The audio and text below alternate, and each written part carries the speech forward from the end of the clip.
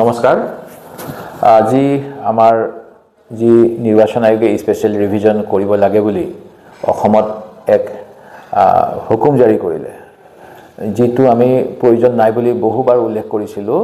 কাৰণ প্ৰতি বছৰে বছৰে নিৰ্বাচনী আয়োগে ভোটাৰ তালিকা সংশোধনী ব্যৱস্থা কৰে, জানুৱাৰী মাহত বা ফেব্ৰুৱাৰী মাহত প্ৰকাশ কৰে আৰু ইয়াৰ বাবে কোটি কোটি টকা খৰচ কৰে।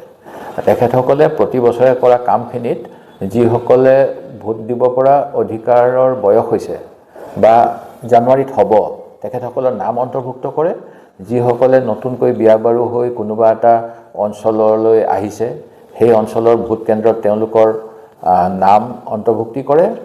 যিসকল পৰিয়ালে নিজৰ আপোনজন যিসকলৰ নাম ভোটাৰ তালিকাত আছিল, তেওঁলোকৰ যদি কিবা দুৰ্ঘটনা, আকস্মিক কাৰণবশত বা বাৰ্ধক্যজনিত কাৰণত মৃত হৈছে, তেখেতসকলৰ নাম কৰ্তন কৰে। আৰু কোনো ব্যক্তিয়ে নিজৰ জন্মগাঁৱৰ পৰা যদি অন্য স্থানলৈ আহি বসতি কৰিবলৈ বাসগৃহ নিৰ্মাণ কৰি নতুন অঞ্চলৰ বাসিন্দা হৈছে, তেওঁলোকৰ নাম পূৰ্বৰ স্থানৰ পৰা কৰ্তন কৰি নতুন স্থানত অন্তৰ্ভুক্তিৰ ব্যৱস্থা কৰে। এই কাম যোৱা সময়ছোৱাত নিৰ্বাচনী আইন অনুসৰি প্ৰতি বছৰে বছৰে অসমত হৈ আহিছে আৰু ইয়াত আমি সকলোৱে সহযোগ কৰি আহিছিলোঁ। কিন্তু আমাৰ নেতা ৰাহুল গান্ধী ডাঙৰীয়াই ক'বৰ দৰে যোৱা কিছুদিন ধৰি বিজেপি দলে যেতিয়া তেওঁলোকৰ ভাল দিন আনিব নোৱাৰিলে, যেতিয়া তেওঁলোকৰ ইস্তাহাৰখন তেওঁলোকে নিজেই নিৰ্বাচনী জুমলা বুলি ক'বলৈ সাহস কৰিলে আৰু ভাৰতবৰ্ষৰ ৰাইজে তেখেতসকলে যে ভুৱা প্ৰতিশ্ৰুতি দিয়ে তাৰ উদাহৰণ 15 কোটিকৈ টকা, মূল্যবৃদ্ধি ৰোধ, পেট্ৰল ডিজেলৰ মূল্য হ্ৰাস, নিবনুৱাৰ নিযুক্তি, আমাৰ ক্ষেত্ৰত 6 জনগোষ্ঠীৰ জনজাতিকৰণ, চাহ বাগিচাৰ 351 টকা মজুৰি বৃদ্ধি, ব্ৰহ্মপুত্ৰ বা ইয়াৰ বিভিন্ন নৈসমূহৰ বান গৰাখহনীয়া ৰাষ্ট্ৰীয় সমস্যা ঘোষণা, জাতি মাটি ভেটি ৰক্ষা, অসম চুক্তি আখৰে আখৰে হিন্দেৰী নকৰাকৈ দাড়ি কমাসহ ৰূপায়ণ কৰাৰ প্ৰতিশ্ৰুতি, অসমৰ পৰা বিদেশী সম্পূৰ্ণৰূপে বহিষ্কাৰ কৰাৰ প্ৰতিশ্ৰুতি, ভাৰত বাংলাদেশ সীমান্তৰ কাটাতাৰৰ ব্যৱস্থা কটকটীয়া কৰি পাকিস্তানৰ নিচিনা ব্যৱস্থা কৰাৰ প্ৰতিশ্ৰুতি আদি বিভিন্ন প্ৰতিশ্ৰুতি যেতিয়া তেওঁলোকে পূৰাব নোৱাৰিলে, তেতিয়া আমাৰ নেতা ৰাহুল গান্ধী ডাঙৰীয়াই ক'বৰ দৰে ভোট চুৰিৰ বাহিৰে তেখেতসকলৰ নিৰ্বাচনী বৈতৰণি পাৰ কৰি ক্ষমতা ভোগ কৰিবলৈ অন্য কোনো বিকল্পই নাই। আৰু সেই গতিকেই এছাৰৰ যোগেদি ভোট চুৰিৰ ব্যৱস্থা তেখেতসকলে অসমত এতিয়া কৰি আছে। ইয়াৰ বিৰুদ্ধে আমি বিধানসভাতো প্ৰসংগ উত্থাপন কৰিছিলোঁ যে বাহিৰৰ পৰা নিৰ্বাচনী আয়োগে অনুমতি দিয়াৰ নিচিনাকৈ হাজাৰ হাজাৰ অনা অসমীয়া ভাষী ব্যক্তি যদি ভোটাৰ তালিকাত তেওঁলোকৰ নাম অন্তৰ্ভুক্ত কৰিবলৈ সক্ষম হয়, তেন্তে অসমীয়া জাতিৰ অস্তিত্ব বিপন্ন নহ'বনে? অসমত কিবা দুদিনৰ বাবে নিজৰ ৰাজ্যৰ নাম কৰ্তন কৰি সেই কৰ্তন কৰা প্ৰমাণপত্ৰ লৈ অসমৰ বিভিন্ন ভোট কেন্দ্ৰত তেওঁলোকে যদি নাম অন্তৰ্ভুক্ত কৰে, তেতিয়া অসমীয়া জাতিৰ অস্তিত্ব, অসমীয়া ভাষাৰ প্ৰতি ভাবুকি, অসম ৰাজ্যৰ প্ৰতি ভাবুকি নাহিবনে? কাৰণ আমি সকলোৱে জানো ভাৰতবৰ্ষৰ সংবিধান অনুসৰি ভাষাৰ ভিত্তিত বহু ৰাজ্য গঠন হয় আৰু 1956 চনৰ ৰাজ্য পুনৰ্গঠন যি আইন, সেই আইন অনুসৰি এতিয়ালৈকে ভাষাৰ ভিত্তিতেই বিভিন্ন অঞ্চলত ৰাজ্যৰ সৃষ্টি হৈছে। অসমীয়া ভাষীৰ যেতিয়া সংখ্যা হ্ৰাস পাব, অসমতে আমি অন্য এখন ৰাজ্য সৃষ্টি কৰিব লগা নহ'বনে হিন্দী ভাষীসকলৰ বাবে বা অন্য ভাষীসকলৰ বাবে? এই প্ৰশ্নৰ উত্তৰ বৰ্তমানে চৰকাৰখনৰ হাতত নাই।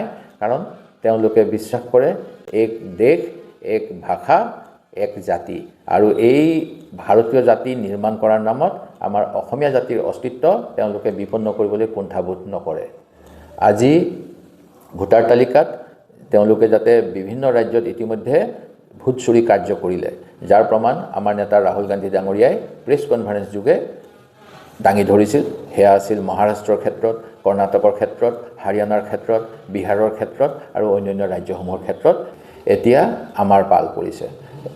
SIRৰ পৰিৱৰ্তে যদিও SR দিছে মোৰ নাজিৰা সমষ্টি, যিটো আমাৰ আহোমৰ ৰাজধানী শিৱসাগৰ জিলাৰ অংশ, যি সমষ্টিত আমাৰ আহোমসকলৰ মৈদাম ক্ষেত্ৰ আছে, যি সমষ্টিত আহোমৰ স্মৃতি বিজড়িত 600 বছৰীয়া ৰাজত্ব প্ৰতি অঞ্চলতে বিয়পি আছে।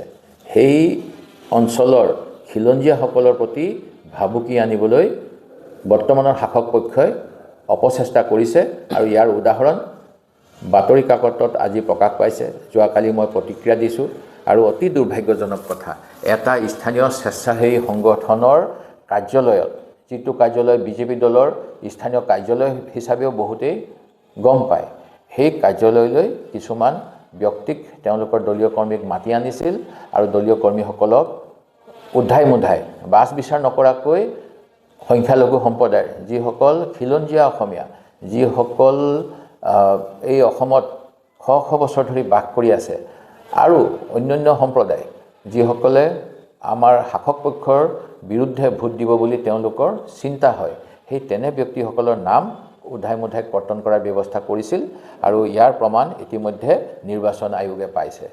BLO যিজনৰ দায়িত্ব থাকে, বুথ লেভেল অফিচাৰ, যে ভেৰিফাই কৰাৰ পিছত নাম কৰ্তন কৰিব লাগে নালাগে নিশ্চিত কৰিব, তেওঁলোকক নজনোৱাকৈ বিজেপি দলৰ কৰ্মীসকলে বিভিন্ন ব্যক্তিৰ মৃত অথবা স্থানান্তৰিত বুলি ঘোষণা কৰি নাম কৰ্তনৰ ব্যৱস্থা কৰিছিল। আৰু এই কৰ্তনৰ বাবে যি ফৰ্ম জেনেৰেট হয়, সেই ফৰ্ম জেনেৰেশ্যনত আমি দেখা পাইছোঁ অভিযোগকাৰী বিজেপিৰ কৰ্মকৰ্তা কোনোবা পুলিন গগৈ, অভিযোগকাৰী গাঁও পঞ্চায়তৰ বিজেপিৰ দ্বাৰা সমৰ্থিত বিজেপিৰ নিৰ্বাচিত বিজেপিৰ সদস্য, আঞ্চলিক পঞ্চায়তৰ নিৰ্বাচিত সদস্য কোনোবা অজয় বৰুৱা, দেখা পাইছোঁ অভিযোগকাৰী গাঁও পঞ্চায়তৰ উপসভানেত্ৰী কোনোবা জ্যোতি কুৰ্মী আৰু অন্যান্যসকল। এওঁলোকে কিছুমান খিলঞ্জীয়া মানুহৰ নাম কৰ্তন কৰি বিজেপি দলক জিকাবলৈ ক্ষমতাৰ অপপ্ৰয়োগ কৰিব বিচাৰিছে। অসমৰ বিভিন্ন অঞ্চলত যি অৰাজক অৱস্থা কৰিছে, একেজন মানুহে হাজাৰ হাজাৰ মানুহৰ নাম কমপ্লেইন দি তেওঁলোকক শুনানিৰ বাবে উপযুক্ত সময় নিদিয়াকৈ, আৰু আনকি ধৰ্ম, মই আচৰিত পাইছোঁ যে শাসকীয় পক্ষৰো বহু সংখ্যালঘু সম্প্ৰদায়ৰ নাম তেওঁলোকে কৰ্তন কৰিছে। এই কেনেধৰণৰ এটা শাসন ব্যৱস্থা অসমৰ মুখ্যমন্ত্ৰী আৰু বিজেপি দলৰ ৰাজ্যিক সভাপতি দিলীপ শইকীয়া ডাঙৰীয়াই নিদৰ্শন দাঙি ধৰিছে ক্ষমতাৰ অপপ্ৰয়োগ কৰি ক্ষমতাত তিষ্ঠি থাকিবলৈ। সংখ্যালঘু সম্প্ৰদায়ৰ বহুখিনি উচ্ছেদিত লোকক সংস্থাপন কৰাৰ বাবে যে অবৈধ উৎকোচ গ্ৰহণ কৰিছিল UDFৰ এজন MLAৰ লগত, তাৰ স্পষ্ট প্ৰমাণ তেখেতসকলৰ ইণ্টাৰনেল এনকুৱাৰীত বৰ্তমানৰ এজন ৰাজ্যসভাৰ সাংসদে লিখি থৈ গৈছে। তেখেতসকলে দুৰ্নীতি কৰিবলৈ, চিণ্ডিকেট চলাবলৈ, অসমৰ বিবেকবান মানুহৰ ভোটাধিকাৰ কৰ্তন কৰিবলৈ কি দুঃসাহস কৰিছে, ইয়াৰ বিচাৰ নিশ্চয় অসমৰ জনগণে ল'ব লাগিব, অসমৰ ৰাইজে ল'ব। মই ইতিমধ্যে মোৰ সমষ্টিত যিবিলাক ঘটনা হৈছে তাৰ কেইটামান উদাহৰণ দি ভাৰতৰ নিৰ্বাচনী আয়োগ, অসমৰ মুখ্য নিৰ্বাচনী বিষয়া, জিলা নিৰ্বাচনী বিষয়া সকলোলৈকে পত্ৰ প্ৰেৰণ কৰিছোঁ। মোৰ হাতত অডিঅ' ভিডিঅ' প্ৰমাণ আছে, লিখিত অভিযোগ আছে, আনকি পুলিং ষ্টেচন নাম্বাৰ 85ৰে কিছুমান ভোটাৰৰ বিৰুদ্ধে অভিযোগ লিখাৰ পিছত তদন্তৰ সময়ত কৈছে মোৰ অজ্ঞাতে হ'ল আৰু আমাক আমাৰ দলীয় কাৰ্যালয়ৰ পৰা এই কাম কৰিবলৈ নিৰ্দেশ দিয়া হৈছিল। ঠিক তেনেকৈ এজন কৰ্মকাৰ উপাধিৰ ব্যক্তি যিজনৰ পুলিং ষ্টেচন নাম্বাৰ 74, তেখেতেও পুলিং ষ্টেচন নাম্বাৰ 85ৰ কিছুমান সংখ্যালঘু মানুহৰ নাম কৰ্তন কৰিছে আৰু পৰৱৰ্তী সময়ত তেখেতে আক্ষেপ প্ৰকাশ কৰিছে। এনেধৰণৰ কামবিলাক কৰি